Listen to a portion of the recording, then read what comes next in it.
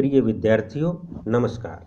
मैं रतन सिंह, अध्यक्ष राजनीति शास्त्र विभाग वैश्य महाविद्यालय भिवानी, आपके समक्ष भारत में दलीय व्यवस्था विषय के साथ प्रस्तुत हूँ। वर्तमान युग लोकतंत्र का युग है। लोकतंत्र के लिए दल अनिवार्य है। दोनों अभिन्न हैं। राजनीतिक दलों के बिना लोकतंत्रात्मक सरकार नहीं चल सकती और लोकतंत्र के बिना राजनीतिक दलों का विकास नहीं हो सकता। प्रोफेसर मुनरो के अनुसार स्वतंत्र राजनीतिक दल ही लोकतंत्रीय सरकार का दूसरा नाम है। भारत विश्व में सबसे बड़ा लोकतंत्रात्मक देश है, अतः भारत में राजनीतिक दलों का होना स्वाभाविक है। दुनिया के दूसरे देशों के राजनीतिक दलों की तरह भारतीय दलीय व्यवस्था की भी अपनी कुछ विशेषताएं हैं, जिनमें मुख्यतः निम्नलिखित हैं। नंबर 1, बहुदलीय पद्धति।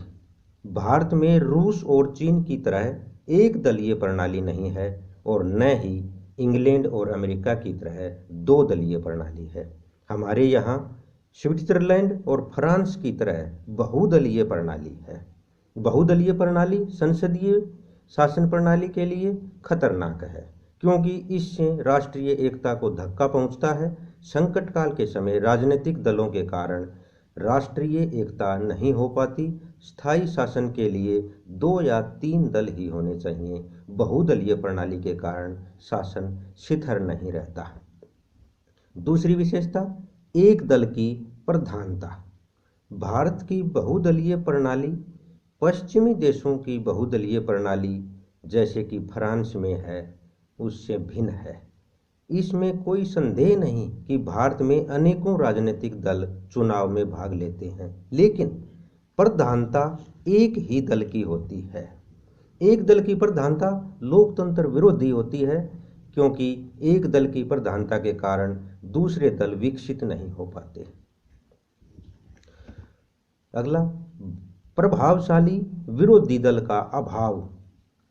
भारतीय दलीय प्रणाली की एक विशेषता यह भी रही है कि यहाँ पर संगठित विरोधी दल का सदा अभाव रहा है।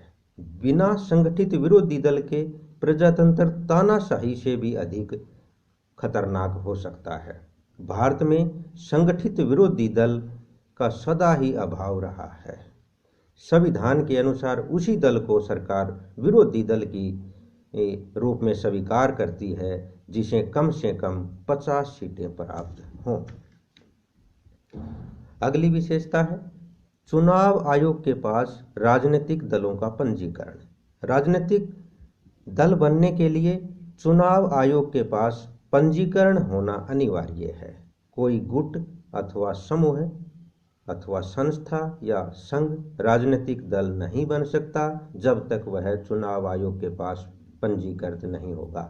पंजीकरण के लिए प्रत्येक राजनीतिक दल को चुनाव आयोग के पास प्रार्थना पत्र देना पड़ता है। ऐसे प्रार्थना पत्र पर राजनीतिक दल के अध्यक्ष के हस्ताक्षर होते हैं और प्रार्थना पत्र में दल के नाम, पदाधिकारियों के नाम, संसद तथा राज्य विधानमंडलों में सदस्यों की संख्या इत्यादि देनी पड़ती है। प्रार्थना पत्र के साथ राजनीतिक दल के संविधान की प्रति लगाना भी आवश्यक है। उन्हीं दलों का पंजीकरण हो सकता है जिन्होंने अपने संविधान में स्पष्ट लिखा हो कि वे देश के संविधान, समाजवाद, धर्मनिरपेक्षता तथा लोकतंत्र के प्रति आस्था रखेंगे। इसके साथ ही देश की प्रभुसत्ता, एकता और अखंडता की रक्षा के संकल्प की घोषणा करना भी अनिवार्य है। अगली विशेषता है सांप्रदायिक दलों का होना। भारतीय दलीय प्रणाली की एक विशेषता सांप्रदायिक दलों का होना है। यद्यपि धर्मनिरपेक्ष राज्य में सांप्रदायिक दलों का भविष्य उज्जवल नहीं होता, लेकिन फिर भी इन दलों के प्रचार और गतिविधियों से देश का राजनीतिक वातावरण दूषित हो जाता है। अगला है प्रादेशिक दलों का होना। सांप्रदायिक दलों के साथ साथ भारतीय दलीय प्रणाली की महत्वपूर्ण विशेषता प्रादेशिक दलों का होना है। प्रादेशिक दलों की संख्या भारत में काफ़ी पाई जाती है। केंद्र और राज्यों में तनाव के लिए काफ़ी हद तक ये प्रादेशिक दल ही जिम्मेदार होते हैं, क्योंकि क्षेत्रीय दल राज्यों को अधिक स्वायत्तता देने की मांग करते हैं, जो कि केंद्र को स्वीकार नहीं है। अगली विशेषता है राजनीतिक दलों के दृढ़ सिद्धांत नहीं। प्राय राजनीतिक दल एक निश्चित राजनीतिक, आर्थिक व सामाजिक विचारधारा व सिद्धांतों पर आधारित होते हैं, लेकिन भारत के राजनीतिक दल राजनीतिक लाभ के लिए अपने सिद्धांतों का बलिदान करने में बिल्कुल भी संकोच नहीं करते। अगली विशेषता है स्वतंत्र सदस्य। भारत में अनेक दलों के होते हुए भी संसद तथा राज्य विधानसभाओं में स्वतंत्र सदस्यों की संख्या बहुत पाई जाती है। स्वतंत्र सदस्य प्रजातंत्र के हित में नहीं होते।